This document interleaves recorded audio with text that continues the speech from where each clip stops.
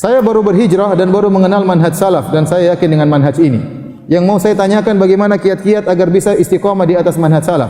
Ya, di antaranya kita terus belajar dan belajar. Ya, bahwasanya agama Islam ini ya banyak harus dipelajari dan terlalu banyak dalil dalam Al-Qur'an dan Sunnah tentang mulianya orang yang berilmu dan mulianya para penuntut ilmu. Ya. Oleh karenanya Allah Subhanahu wa taala ya menyebutkan dalam Al-Qur'an, syahidallahu annahu la ilaha illa huwa wal malaikatu wa ulul ilmi qa'iman bil qist, dalam surat Ali Imran. Kata Allah, Allah bersaksi, mempersaksikan bahwasanya tidak ada sembahan yang berhak disembah kecuali Allah. Allah sedang berdalil tentang keesaan Allah dengan persaksian Allah, wa malaikatuhu wa malaikati, kemudian Allah bersaksi dengan persaksian malaikat, wa ulul ilmi qa'iman bil qist, dengan juga persaksian para ahli ilmu. Bayangkan Allah menggandengkan persaksian ahli ilmu dengan persaksian malaikat dengan persaksian Allah untuk berhujjah tentang keesaan Allah Subhanahu wa taala. Ini menunjukkan keagungan orang-orang yang memiliki ilmu karena dijadikan dalil oleh Allah untuk mempersaksikan sesuatu yang sangat mulia, yaitu keesaan Allah Subhanahu wa taala. Allah berfirman, "Qul hal yastawil ladzina ya'lamuna wal ladzina la ya'lamun?" Katakanlah, apakah sama antara orang berilmu dengan orang tidak berilmu? Jawabannya tidak sama dalam segala hal.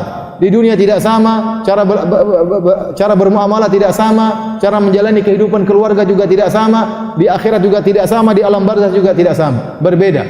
Kalau Allah membedakan antara anjing berilmu dengan anjing yang bahlul, apalagi manusia berilmu dengan manusia yang bahlul. Apa kata Allah Subhanahu wa taala? Ya, dalam ayat yang tadi kita dengarkan dibaca oleh imam dalam salat Maghrib, yas'alunaka madza uhilla lahum qul uhilla lakumut thayyibat wa ma 'allamtum minal jawarihi mukallibina tu'allimunahunna mimma 'allamakumullah fakulu mimma amsakna 'alaikum wadhkuru ismallahi 'alaihi. Mereka bertanya kepada engkau apa yang dihalalkan bagi mereka. Katakanlah, dihalalkan bagi kalian perkara-perkara yang baik dan hasil tangkapan anjing yang kalian sudah ajari. Jadi kalau anjing sudah berilmu, kemudian kita bilang bismillah, dia nangkap hewan, hasil buruannya halal. Tapi kalau anjingnya bahlul, nangkap hewan, hasilnya haram. Kalau Allah membedakan antara anjing berilmu dengan anjing yang bodoh, bagaimana lagi dengan manusia berilmu dengan manusia yang tidak berilmu? Maka saya bilang untuk bisa istiqomah di atas manhaj salaf, di antaranya belajar dan jangan lupa diterapkan. Jangan lupa diterapkan. Bukan cuma belajar dan mengumpulkan wawasan, tapi kita berusaha untuk menerapkan ya apa yang kita pelajari dan jauhkan diri dari syubhat. Sekarang ini di media sosial semua bisa didengar. Dahulu orang-orang ya tidak mendengar syubhat-syubhat. Sekarang ada orang yang ragu tentang keberadaan Tuhannya. Kenapa? Karena dia dengar di media sosial, dia dengar orang ateis berbicara, berdalil, akhirnya dia kelemahan ilmunya tertarik dengan syubhat-syubhat mereka. Ngapain ente susahkan diri ente? Enggak usah dengar syubhat-syubhat.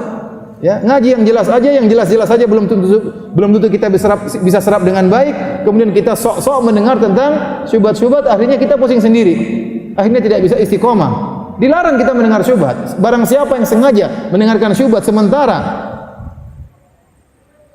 ilmunya lemah, kemudian dia terkena syubhat tersebut, salah sendiri. Salah sendiri. Sebagian orang kena syubhat datang ke ustaz, "Ustaz, saya kena syubhat." Dia datang kena syubhat, lapor sama saya. Kenapa dengar syubhat ya? Masih banyak perkara yang jelas yang perlu kita pelajari.